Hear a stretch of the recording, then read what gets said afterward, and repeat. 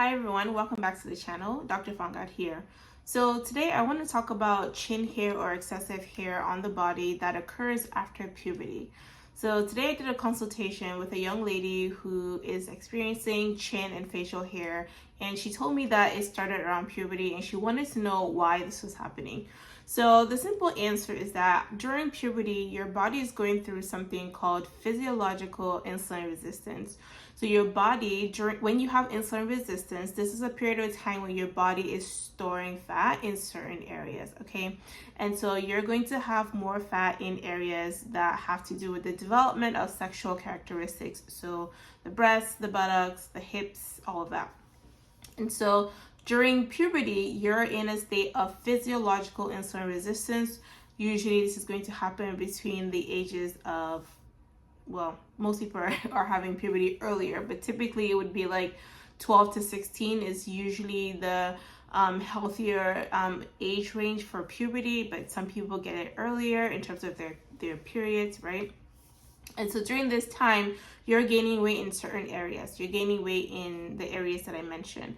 So why are you going to then end up having facial hair in this area? Or it could be facial hair, or it could be hair in your happy trail, so just above your abdomen.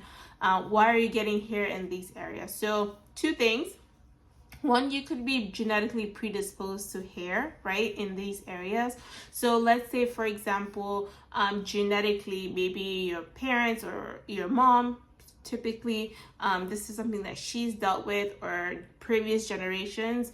Maybe you just have a little bit higher testosterone levels than the average person. And so when you now have insulin resistance come on board, this is going to increase the level of testosterone in your bloodstream. And that's going to lead to you having now thickness of hair in the face area and in the happy trail area, or just in the abdomen area. So that's one thing. The other thing is that you might have a predisposition to being insulin resistant. So this is going to be things like prediabetes or diabetes. This might be something that runs in your family.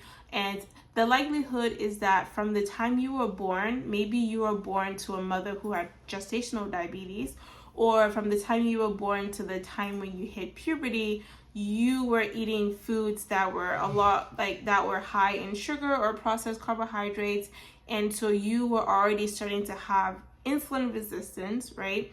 And then when you had the physiological insulin resistance come, that was forced onto you, your insulin levels became super high, and that started to cause more problems down the line. So it started to cause issues with your androgens, your testosterone. And sometimes this is when people who have PCOS get diagnosed, because now they're having issues with their menstrual cycle because their insulin resistance is so bad during puberty that they start to have irregularities with their menstrual cycles, and maybe they don't even have menstrual cycles at all. So just wanted to explain a little bit about why there's that correlation between facial hair or excessive hair on the body and puberty. It's because of puberty, which causes you to have a physiological insulin resistance. You can't control it. And that on top of your genetics or insulin resistance prior to that time will lead to you having thickness in hair in the face and in the stomach area. All right. And remember that this is normal because you also have thickness of hair in other areas that are normal, like your underarms and your private area.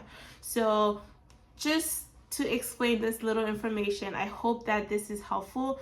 Obviously, if somebody has excessive hair on the body, then in the office we use laser hair removal as a way to manage the hair, especially if the hair is causing ingrown hairs or pseudofolliculitis barbae.